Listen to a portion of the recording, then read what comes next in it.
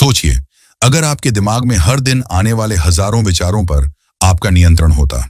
सोचिए, अगर आप यह चुन सकते कि कौन सा विचार अंदर आए और कौन सा बाहर चला जाए। सोचिए, अगर हर नकारात्मक सोच आपके आत्मविश्वास को चुराने से पहले ही दम तोड़ दे, क्या तब आप वही व्यक्ति होते जो आज हैं, या शायद एक कहीं ज्यादा शक्तिशाली, शांत और सफल इंसान? अब एक कहानी सुनिए। रवि एक साधारण युवक था, सपनों से भरा हुआ, लेकिन हर वक्त चिंता और डर में घिरा हुआ। हर बार जब वह कोई नया काम शुरू करने की सोचता, उसके दिमाग में फौरन नकारात्मक विचार तैरने लगते। अगर मैं फेल हो गया तो लोग क्या कहेंगे? मुझसे तो ये हो ही नहीं सकता। धीरे धीरे रवि का आत्मविश्वास खत्म होने लगा। छोटे छोटे मौके भी उसे विशाल दीवारें लगने लगी और हर दिन उसका मन उसे पीछे खींचता रहा। एक दिन एक बुजुर्ग साधु उसके गांव में आए। उन्होंने एक बात कही जो रवि के दिल में उतर गई। बेटा, अगर तू अपने विचारों का पहरेदार बन जाए तो फिर दुनिया की कोई ताकत तुझे नहीं हरा सकती। रवि ने जिज्ञासा से पूछा, कैसे पहरेदार बनूं बाबा? साधु मुस्कुराए और बोले, हर विचार जो तेरे मन के दरवाजे पर दस्तक दे, उससे 3 सवाल पूछ। क्या तू सच है? क्या तू मेरे भले के लिए है? क्या तू इस पल में मेरा साथ दे रहा है? अगर जवाब ना है तो उस विचार को भीतर मत आने देना। रवि ने उस दिन से अभ्यास शुरू किया। हर नकारात्मक सोच को रोकने लगा, हर सकारात्मक सोच को सींचने लगा। धीरे धीरे उसके भीतर एक नया रवि जन्म लेने लगा, जो डगमगाता नहीं था, जो हर कठिनाई का सामना मुस्कुराकर करता था, क्योंकि उसने एक गहरा रहस्य जान लिया था। विचारों का नियंत्रण, साक्ष्य जीवन का नियंत्रण। यह कहानी हमें सिखाती है कि हमारी सोच ही हमारी दुनिया बनाती है। जिस तरह हम अपने घर के दरवाजे पर अजनबियों को जांच कर अंदर आने देते हैं, उसी तरह विचारों को भी चुनकर भीतर आने देना चाहिए। अगर हम अपने मन के द्वार पर एक जागरूक पहरेदार बिठा दें जो हर विचार की जांच करे, तो हम डर, चिंता, असफलता और निराशा जैसे शत्रुओं से अपने आप को बचा सकते हैं। कंट्रोल योर थॉट्स का मूल संदेश भी यही है। अपने विचारों पर नियंत्रण पाने का अभ्यास करें, क्योंकि वहीं से आपकी जिंदगी बदलनी शुरू होती है। हम जैसा सोचते हैं वैसा ही अनुभव करते हैं। हमारे विचार ही हमारे जीवन की दिशा तय करते हैं। हर सोच का बीज धीरे धीरे हमारे व्यवहार, आदतों और अंततः हमारे भाग्य में बदल जाता है। अगर हमारे भीतर नकारात्मक विचारों का वर्चस्व है, तो चाहे परिस्थितियां कितनी भी अनुकूल हों, हमें उनमें कमियां ही दिखाई देंगी। इसके विपरीत, अगर हमारी सोच सकारात्मक और समाधान खोजने वाली है, तो हम चुनौतियों के बीच भी अवसर देख पाएंगे। पीटर हॉलिंस का कहना है कि हमारे विचार किसी कुम्हार के हाथों की तरह होते हैं, जो हमारी आंतरिक दुनिया को आकार देते हैं। जब हम अपने मन में लगातार चिंता, भय, निराशा और असफलता के विचारों को पालते हैं, तो ये विचार धीरे धीरे हमारे व्यक्तित्व का हिस्सा बन जाते हैं। नकारात्मक विचार हमें निष्क्रिय बना देते हैं। वे हमारे भीतर भय को जन्म देते हैं, जिससे हम आगे बढ़ने से डरने लगते हैं। इसी डर और असुरक्षा के कारण हम कई बार ऐसे अवसर भी खो देते हैं जो हमारे जीवन को बदल सकते थे। नकारात्मक सोच न केवल हमारी भावनाओं को प्रभावित करती है, बल्कि हमारे निर्णय लेने की क्षमता को भी कुंद कर देती है। जब मन नकारात्मकता से भरा होता है, तब सही और संतुलित निर्णय लेना कठिन हो जाता है। हम अक्सर सबसे बुरे परिणाम की कल्पना करने लगते हैं, जिससे हमारा आत्मविश्वास कमजोर होता है। परिणाम स्वरूप हम उन निर्णयों से बचने लगते हैं जो वास्तव में हमारे लिए आवश्यक हो सकते हैं। वहीं जब हम अपने भीतर सकारात्मक सोच को स्थान देते हैं, तो परिस्थितियां चाहे जैसी भी हों, हम उनमें संभावनाएं ढूंढने लगते हैं। सकारात्मक सोच का अर्थ केवल यह नहीं कि हम हर समय खुश रहें या हर समस्या को अनदेखा करें, बल्कि इसका मतलब है कि हम हर स्थिति को तटस्थता और आशा के साथ देखने का प्रयास करें। सकारात्मक सोच से हमारी मानसिक स्पष्टता बढ़ती है। हम अपनी ऊर्जा को समस्याओं पर रोने के बजाय समाधान खोजने में लगाते हैं। यही मानसिकता हमें बेहतर निर्णय लेने में मदद करती है और धीरे धीरे जीवन पर हमारा नियंत्रण मजबूत होता जाता है। अपने विचारों को जागरूकता के साथ चुनना अपने भीतर चल रही मानसिक बातचीत को पहचानना और उसे आवश्यकता अनुसार बदलना, ये ऐसे कौशल हैं जो समय के साथ विकसित किए जा सकते हैं। जब हम यह समझ जाते हैं कि विचार हमारे भावनात्मक अनुभवों की जड़ हैं, तो हम खुद को परिस्थितियों का शिकार मानने की बजाय अपने जीवन के सक्रिय निर्माता बन सकते हैं। अपने सोचने के ढंग को बदलने का निर्णय हमारे हाथ में है, और इस निर्णय के द्वारा हम न सिर्फ अपने वर्तमान को बेहतर बना सकते हैं, बल्कि अपने भविष्य को भी सुंदर आकार दे सकते हैं। विचार और भावना एक दूसरे से गहरे जुड़े हुए हैं। हमारी भावनाओं की जड़ें हमारे विचारों में होती हैं। जो कुछ हम सोचते हैं वही धीरे धीरे हमारे भीतर भावनाओं का रूप लेता है। अगर हमारे विचार सकारात्मक, आशावादी और सशक्त हैं, तो हमारी भावनाएं भी स्थिर और सशक्त बनती हैं। इसके विपरीत जब हमारे भीतर नकारात्मक, भयभीत या असहाय विचार सक्रिय रहते हैं, तो हमारी भावनाएं भी उसी अनुरूप घबराहट, निराशा या क्रोध के रूप में प्रकट होती हैं। इसीलिए अगर हम चाहते हैं कि हमारी भावनाएं संतुलित और नियंत्रित रहें, तो सबसे पहले हमें अपने विचारों को नियंत्रित करना आना चाहिए। पीटर हॉलिन्स का कहना है कि विचारों पर नियंत्रण पाने से हम अपने आंतरिक भावनात्मक तूफानों पर भी नियंत्रण कर सकते हैं। अगर हम अनजाने में हर विचार को सच मानते हैं, तो हम अपनी भावनाओं के हाथों खेलते रहते हैं। लेकिन अगर हम जागरूक होकर अपने हर विचार का परीक्षण करना शुरू करें, तो हम तय कर सकते हैं कि कौन से विचार को मान्यता देनी है और कौन से को अस्वीकार करना है। यह जागरूकता हमें भावनाओं की गुलामी से मुक्त कर सकती है और हमें भावनात्मक संतुलन की ओर ले जा सकती है। जब किसी विचार से हमारे भीतर नकारात्मक भावना जन्म लेती है, तो जरूरी है कि हम उसी क्षण रुकें और खुद से 2 सवाल पूछें। पहला सवाल है, क्या यह विचार सच है? बहुत बार हम ऐसे विचारों को भी सच मान लेते हैं जिनका वास्तविकता से कोई संबंध नहीं होता। हमारा मन आशंकाओं, अतीत के अनुभवों या समाज से मिले डर के आधार पर निष्कर्ष निकालता है।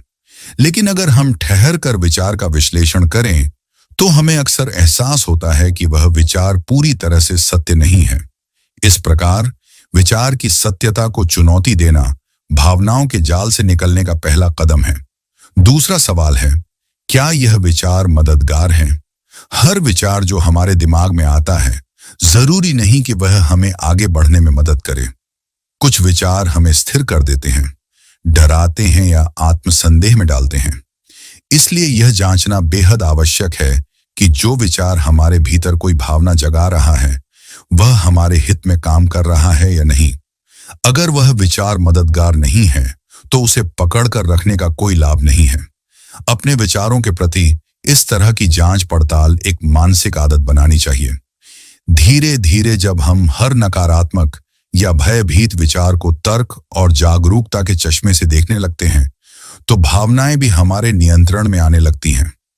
भावनाओं का तूफान तभी उठता है जब हम अपने विचारों को बिना सवाल किए सच मान लेते हैं।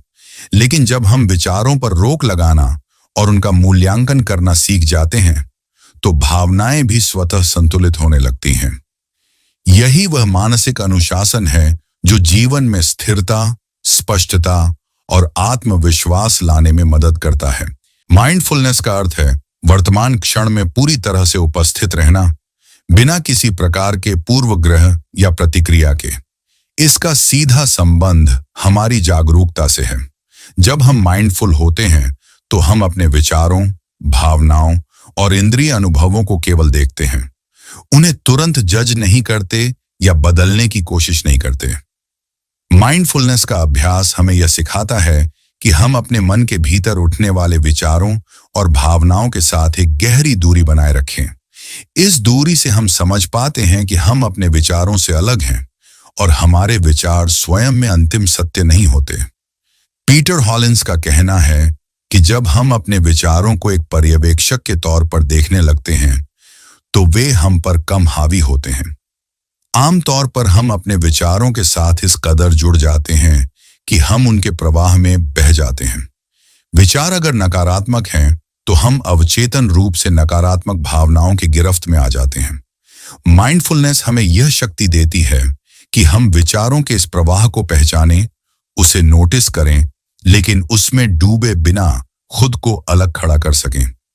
जब हम बिना जजमेंट के अपने विचारों का अवलोकन करते हैं, तो हमें धीरे धीरे यह अनुभव होता है कि हर विचार क्षणिक है। कोई भी विचार स्थायी नहीं है, वह आता है और चला जाता है। जब हम इस अस्थिरता को समझ आते हैं, तो विचारों के कारण उत्पन्न होने वाली बेचैनी, डर और उलझन अपने आप कम होने लगती है। माइंडफुलनेस का अभ्यास हमारी प्रतिक्रियाओं में एक ठहराव लाता है। यह ठहराव हमें विकल्प चुनने की आजादी देता है। क्या हमें किसी विचार पर प्रतिक्रिया करनी है या उसे बस गुजर जाने देना है? माइंडफुलनेस केवल ध्यान या साधना का अभ्यास नहीं है, बल्कि यह एक जीने का तरीका है। यह हर छोटे बड़े क्षण में उपस्थित रहने की कला है। जब हम खा रहे होते हैं, चल रहे होते हैं, किसी से बातचीत कर रहे होते हैं, हर समय हम जागरूक रह सकते हैं कि हमारे भीतर क्या चल रहा है। इस अभ्यास से धीरे धीरे हमारी आत्म जागरूकता बढ़ती है और हमारा मन अधिक शांत और केंद्रित होता है। विचारों को देखना और उन्हें पकड़कर बैठने से इनकार करना एक मानसिक अनुशासन है, जो समय और अभ्यास से आता है। यह समझना महत्वपूर्ण है कि माइंडफुलनेस का उद्देश्य विचारों को रोकना नहीं है, बल्कि उन्हें देखने की क्षमता विकसित करना है। जैसे जैसे यह क्षमता बढ़ती है, हम अपने आंतरिक जीवन के प्रति एक गहरी करुणा और स्वीकृति विकसित करते हैं। नतीजतन जीवन की जटिलताएं भी कम बोझिल प्रतीत होने लगती हैं और हम अधिक संतुलन और स्पष्टता के साथ अपने अनुभवों का सामना कर पाते हैं। विचारों को बदलने का कार्य एक निरंतर अभ्यास है, जिसमें धैर्य और जागरूकता दोनों की आवश्यकता होती है। विचार स्वचालित रूप से आते हैं और अगर हम उन्हें बिना सवाल किए स्वीकार करते रहते हैं, तो वे हमारी सोच, भावनाओं और व्यवहार को निर्देशित करते हैं। लेकिन यदि हम सचेत रूप से हस्तक्षेप करें, तो हम अपनी सोच की दिशा को बदल सकते हैं। विचारों को बदलने के लिए कुछ व्यावहारिक तरीके विशेष रूप से प्रभावी हैं, जो मानसिक स्पष्टता और भावनात्मक स्थिरता प्रदान करते हैं। पीटर हॉलिन्स का कहना है कि विचारों को बदलने की पहली कुंजी है रिफ्रेमिंग, यानी किसी भी स्थिति को एक नए और अधिक सकारात्मक दृष्टिकोण से देखना। जब हम किसी समस्या या चुनौती को केवल हानि या विफलता के रूप में देखते हैं, तो हमारा दिमाग नकारात्मक प्रतिक्रिया देता है। लेकिन जब हम उसी परिस्थिति को एक अवसर, एक सीखने के अनुभव या आत्म विकास के कदम के रूप में देखने का प्रयास करते हैं, तो हमारी मानसिकता में बदलाव आता है। रिफ्रेमिंग से हमें यह समझने में मदद मिलती है कि किसी भी स्थिति के कई अर्थ हो सकते हैं और हम यह चुन सकते हैं कि हम उसे किस नजरिए से देखना चाहते हैं। दूसरा व्यावहारिक तरीका है साक्षी भाव अपनाना। इसका अर्थ है अपने आप को अपने विचारों से थोड़ा अलग करना और उन्हें एक निष्पक्ष पर्यवेक्षक की तरह देखना। जब हम अपने विचारों को पकड़कर उनमें डूब जाते हैं, तो वे हमारे पूरे अस्तित्व को नियंत्रित करने लगते हैं। लेकिन जब हम यह महसूस करते हैं कि मैं अपने विचार नहीं हूं, बल्कि मैं विचारों का देखने वाला हूं, तो हमें एक स्वाभाविक दूरी मिलती है। इस दूरी से हम विचारों के प्रभाव में आए बिना उन्हें देख सकते हैं, उनका विश्लेषण कर सकते हैं और तय कर सकते हैं कि हमें किस सोच को अपनाना है और किसे छोड़ देना है। तीसरा महत्वपूर्ण तरीका है रिप्लेसमेंट, यानी नकारात्मक विचारों को सकारात्मक या यथार्थवादी विचारों से बदलना। जब भी हम अपने भीतर कोई निराशाजनक या डरावना विचार पकड़ें, तो तुरंत उस स्थान पर एक ऐसा विचार डालने का अभ्यास करें जो अधिक सहायक, व्यावहारिक और आशावादी हो। रिप्लेसमेंट का उद्देश्य यह नहीं है कि हम हर हाल में केवल सकारात्मक सोचें, बल्कि यह है कि हम अपनी सोच को यथार्थवादी, सशक्त और प्रेरक बनाएं। इससे हमारी भावनात्मक ऊर्जा भी सकारात्मक दिशा में प्रवाहित होती है और हम कठिन परिस्थितियों का अधिक मजबूती से सामना कर पाते हैं। इन तीनों तरीकों, रिफ्रेमिंग, साक्षी भाव और रिप्लेसमेंट का नियमित अभ्यास हमें अपने विचारों के स्वचालित प्रवाह से बाहर निकलने में मदद करता है। यह अभ्यास धीरे धीरे हमारी सोच की आदतों को बदलता है और हमें अधिक सचेत, लचीला और प्रभावशाली व्यक्ति बनाता है। विचारों पर यह सक्रिय काम करना मानसिक आजादी का द्वार खोलता है और हमें अपने जीवन की दिशा को अपने हाथों में लेने का अवसर प्रदान करता है। अपने विचारों को नियंत्रित करना एक गहरा और लगातार चलने वाला अभ्यास है। ये किसी एक दिन में प्राप्त होने वाला कौशल नहीं है। जिस तरह शरीर को मजबूत बनाने के लिए नियमित व्यायाम की आवश्यकता होती है, वैसे ही मन को नियंत्रित करने के लिए भी निरंतर अभ्यास करना आवश्यक है। शुरुआत में यह कठिन लग सकता है, क्योंकि वर्षों से जड़े हुए विचारों की आदतें एकदम से नहीं बदलती। लेकिन अगर हम धैर्य बनाए रखें और हर दिन थोड़ा थोड़ा प्रयास करते रहें, तो धीरे धीरे यह एक स्वाभाविक आदत में बदलने लगता है। पीटर हॉलिंस का कहना है कि विचारों को नियंत्रित करने की प्रक्रिया में धैर्य सबसे बड़ा हथियार है। कभी कभी हमें लगेगा कि हम बिल्कुल सफल नहीं हो रहे, हमारे विचार फिर से पुराने रास्तों पर दौड़ रहे हैं। लेकिन यही वह समय होता है जब सबसे अधिक धैर्य और निरंतरता की आवश्यकता होती है। विचारों को बदलना एक गहरी मानसिक प्रक्रिया है, और इसके लिए हमें खुद को समय देना चाहिए। हर छोटे से छोटा प्रयास, चाहे वह कितना भी साधारण क्यों न लगे, हमारे भीतर स्थायी बदलाव की नींव रखता है। रोजाना कुछ मिनटों का भी अभ्यास अगर ईमानदारी से किया जाए, तो समय के साथ बड़े परिवर्तन ला सकता है।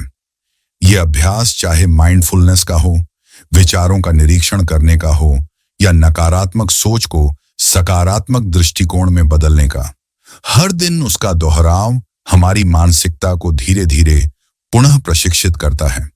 महत्वपूर्ण यह नहीं है कि हम एक दिन में कितनी प्रगति करते हैं, बल्कि यह है कि हम हर दिन कुछ न कुछ करते रहें। यह निरंतरता ही है जो मन की गहरी आदतों को बदलने में सक्षम होती है। इस यात्रा में गलतियां होना स्वाभाविक है। कई बार हम पुराने नकारात्मक विचारों में फंस सकते हैं या खुद को हतोत्साहित महसूस कर सकते हैं, लेकिन इस दौरान खुद पर कठोर होना हमारी प्रगति को रोक सकता है।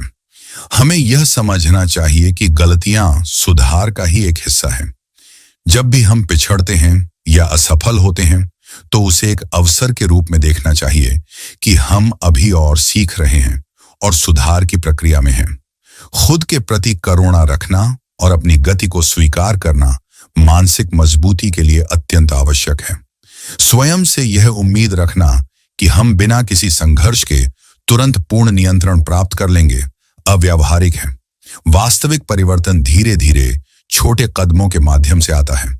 जब हम अपने भीतर धैर्य, सहनशीलता और निरंतरता को जगह देते हैं, तो धीरे धीरे हम पाते हैं कि विचारों पर हमारा पकड़ मजबूत हो रही है और भावनाएं अधिक स्थिर हो रही हैं। यही प्रक्रिया अंततः हमें एक शांत, संतुलित और जागरूक जीवन की ओर ले जाती है। अपने विचारों को सकारात्मक और सशक्त दिशा में विकसित करने के लिए यह आवश्यक है कि हम एक स्पष्ट आदर्श मॉडल बनाएं।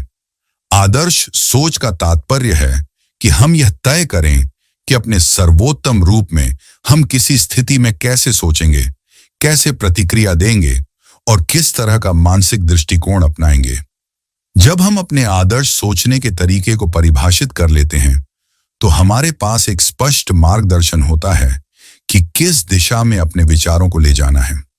बिना दिशा के हमारा मन स्वचालित और अक्सर नकारात्मक रास्तों पर चलता है, लेकिन एक आदर्श मॉडल बनने से हम जागरूक रूप से अपने विचारों को सकारात्मकता, साहस और यथार्थवाद की ओर मोड़ सकते हैं। पीटर हॉलिंस का कहना है कि अगर हम नियमित रूप से खुद से यह प्रश्न पूछें, अगर मैं अपने सर्वश्रेष्ठ रूप में होता तो इस परिस्थिति में कैसे सोचता, तो हम अपने दिमाग को बेहतर दिशा में प्रशिक्षित कर सकते हैं। यह प्रश्न हमें तुरंत ही अपने सामान्य प्रतिक्रियाओं से ऊपर उठने के लिए प्रेरित करता है।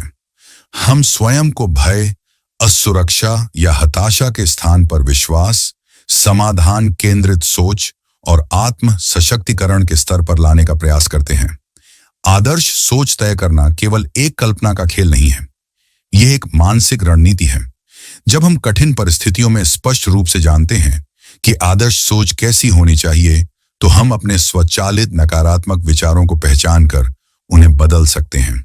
धीरे धीरे यह अभ्यास हमारे सोचने के तरीके को पुनः प्रशिक्षित कर देता है और हमारे मानसिक पैटर्न अधिक सकारात्मक, लचीले और शक्तिशाली बन जाते हैं।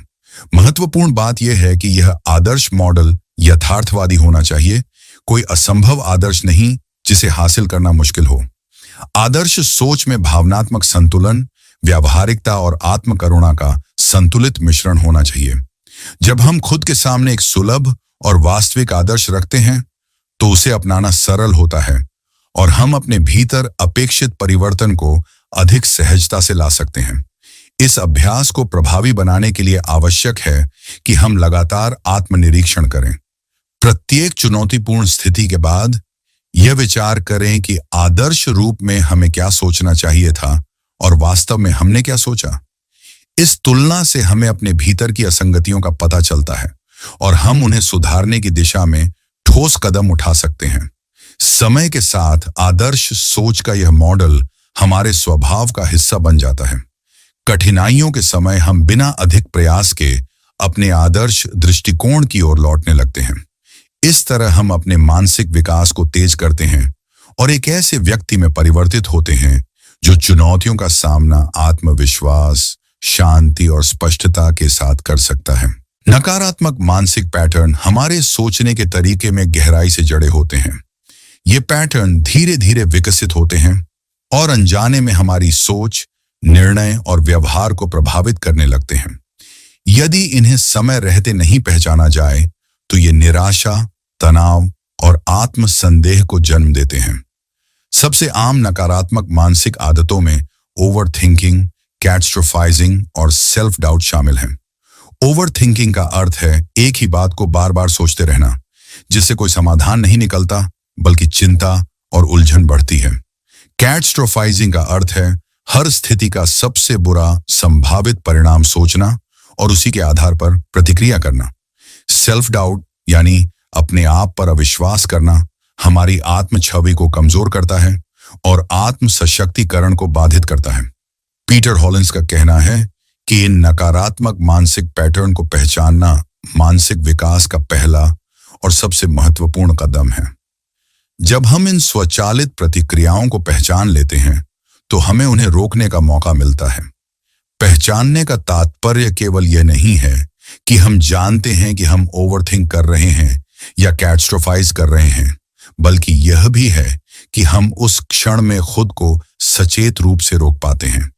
जैसे ही हम किसी नकारात्मक पैटर्न को सक्रिय होते हुए पहचानते हैं, हमें रुक जाना चाहिए।